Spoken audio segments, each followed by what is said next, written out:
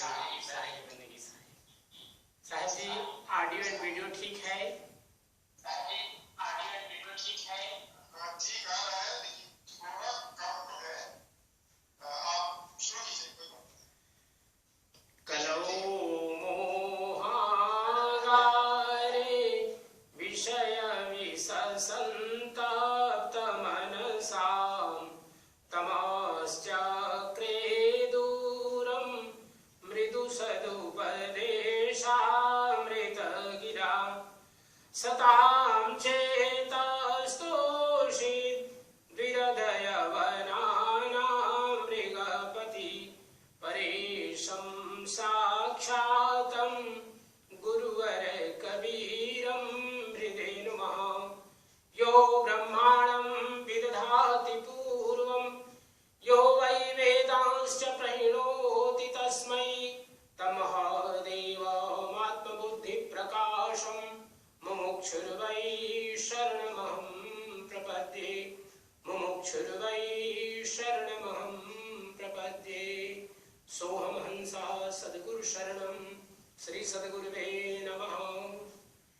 परमादरणीय परम श्रद्धेय महंत श्री जय साहब जी, परम आदरणीय डॉक्टर जागेश्वर साहेब, और संभवतः आज हमारे परम पूज्य धर्माधिकारी साहब भी इस कार्यक्रम में सम्मिलित होंगे, और सभी आदरणीय महंत साहेबों, संत वृंद, सभी भक्त हंसजन, देवों और सज्जनों, परम पावन अवसर इस 2021 का यह अंतिम रविवार, पूरे वर्ष हम सब लोगों ने इस ज्ञान, भक्ति और वैराग्य रूपी त्रिवेणी संगम में, सत्संग में स्नान किए और अपने जीवन को धन्य बनाए। ऐसा ही आज का एक सुंदर सुअवसर है। आज का जो विषय रखा गया, बिहेवियर, आचरण, कंडक्ट, थोड़ा दो शब्द कहने का शुभ अवसर हमको भी प्राप्त हो रहा है। अभी बहुत सुंदर व्याख्या हम सब लोगों ने श्रवण किया, क्योंकि सदगुरु कबीर साहब ने अपने भक्तों को, अपने शिष्यों को, अपने संतों को बहुत नाम से संबोधित किया।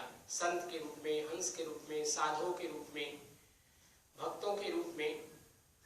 और सदगुरु कबीर साहब ने सभी के आचरण के बारे में भी बतलाया। यह इतना विस्तार है इसके बारे में जो हम लोग प्राप्त करते हैं साखी ग्रंथ में, जिसमें 84 अध्याय हैं। और इसी प्रकार से हम लोग प्रतिदिन पाठ करते हैं, संध्या पाठ, और उसमें एक अध्याय है दया सागर। क्योंकि हम सब लोग का जीवन जिस प्रकार से चलता है, अर्थात जो हम जीवन में करते हैं, वह हमारे पहले मन में निश्चित होता है, तभी हम उसको व्यवहार के रूप में सामने प्रस्तुत करते हैं, अर्थात आचरण करते हैं।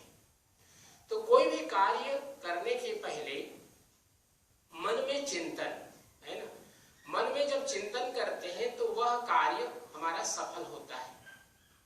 और बिना विचार किए जब कोई कार्य करते हैं तो कभी कभी वह कार्य हो जाता है, लेकिन अधिकतर वह कार्य असफल होता है।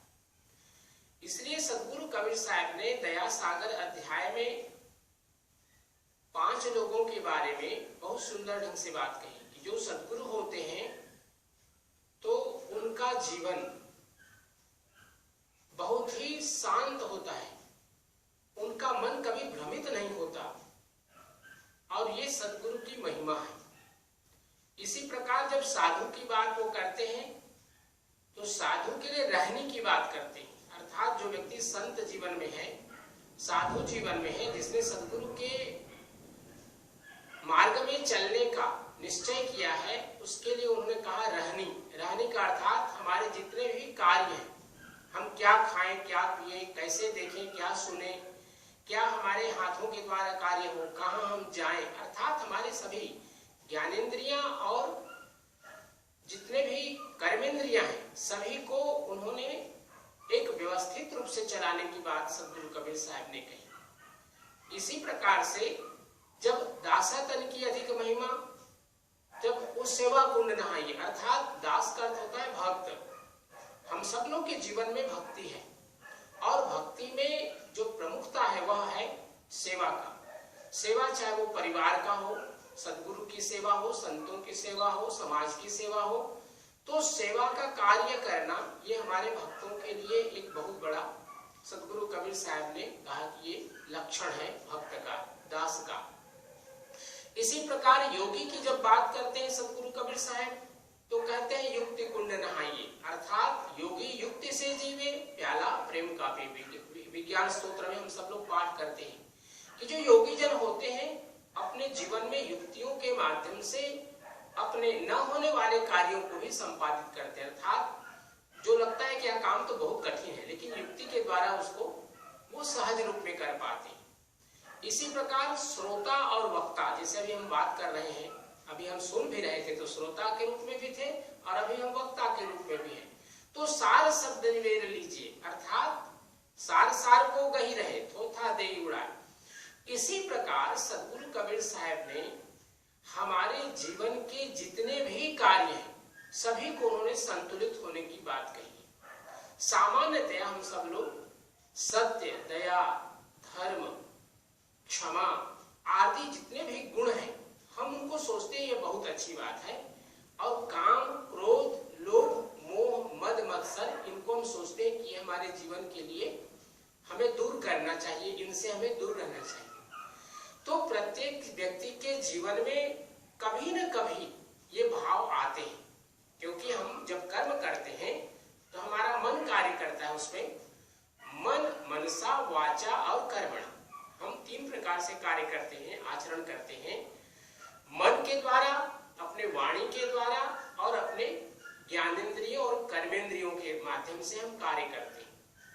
तो जो सदगुरु कबीर साहब के हम सब लोग अनुयायी हैं, यहाँ पर जब आचरण की बात आती है तो निश्चय ही कि हम प्रेम का व्यवहार करें सबके साथ। सदगुरु कबीर साहब ने कहा कि अगर प्रेम जीवन में है तो ये प्रेम न केवल इस लोक के लिए बल्कि हमारे पारलौकिक जीवन के लिए भी एक बहुत सुंदर कार्य है कि हम जीवन में प्रेम को अपने अपने जीवन में अपनाएं। इसी प्रकार वाणी के लिए जब कहते हैं सदगुरु कबीर साहब तो कहते हैं मीठी वाणी बोलिए, मन काया पाक होए। और इसी प्रकार दूसरे साखी में कहते हैं ये तराजू तौल की तब मुख वाहरान, अर्थात जो हमारी इंद्रियां हैं, कर्मेंद्रियां और ज्ञानेंद्रियां, इनके माध्यम से हम कैसे कार्य करें इसका भी सदगुरु कबीर साहब बहुत सुंदर वर्णन करते हैं। तो अगर व्यक्ति के जीवन में देखा जाए, जैसे एक वकील है, एक एडवोकेट है और वो काम करता है कोर्ट में जाकर के, तो अपने जो भी क्लाइंट है उसके साथ वो चाहता है कि उसके विजय हो, लेकिन उसके शुभ और अशुभ परिणाम को भी उसे ध्यान देना चाहिए कि उसके लिए एक अच्छा शुभ आचरण होगा, शुभ कंडक्ट, गुड कंडक्ट होगा। इसी प्रकार एक डॉक्टर के जीवन में, एक अध्यापक के जीवन में, एक माँ के लिए, एक पिता के लिए, सभी के लिए कोड ऑफ कंडक्ट है, सभी के लिए एक आचरण की व्यवस्था है कि क्या आचरण शुभ है और क्या आचरण अशुभ है। तो ये जीवन में बहुत ही हर समय हमें विचार करना चाहिए, एक संतुलन अपने जीवन में लाना चाहिए, क्योंकि कामनाएं, यद्यपि हम कहते हैं कि काम, क्रोध, लोभ, मोह ये सभी नकारात्मक है हमारे जीवन के लिए, लेकिन कभी कभी इनके बिना हमारा जीवन चल नहीं सकता। जैसे कामनाएं है ना, कामनाओं का अर्थ होता है इच्छाएं, डिजायर्स। तो जितनी भी इच्छाएं हैं, इच्छाओं के माध्यम से ही तो हम जीवन में आगे बढ़ते हैं, कोई कार्य को करने की शुरुआत करते हैं, प्रारंभ करते हैं। तो अगर हमारे जीवन में कामनाएं न हो तो हम कुछ कार्य ही नहीं करें, लेकिन क्या कामना करें ये महत्वपूर्ण है कि हम शुभ कामना करें, है ना। शुभ शिव संकल्पमस्तु, हमारे जो चिंतन है, हमारे विचार है, वह न केवल स्वयं के लिए कल्याणकारी हो अपितु समाज के लिए और विश्व के लिए भी कल्याणकारी हो, ये हमारे मन का चिंतन होना चाहिए। शिव संकल्पमस्तु। इसी प्रकार जब हम क्रोध की बात करते हैं तो क्रोध हम किस पर करें, क्योंकि क्रोध तो हमारे मन का भाव है, तो क्रोध हम अपने आप पर करें। जब कोई हम गलती करते हैं, किसी अपकार्य को कर बैठते हैं जाने और अनजाने में, तो हमें अपने ऊपर एक भाव आना चाहिए कि हम उसको दोहराएं नहीं। इसी प्रकार लोभ का अर्थ है आज हमने एक भजन किया, हम आज 2 भजन करेंगे, आज हमने 1 माला जाप किया, हम आज 2 माला जाप करेंगे। लोभ की प्रवृत्ति को शुभ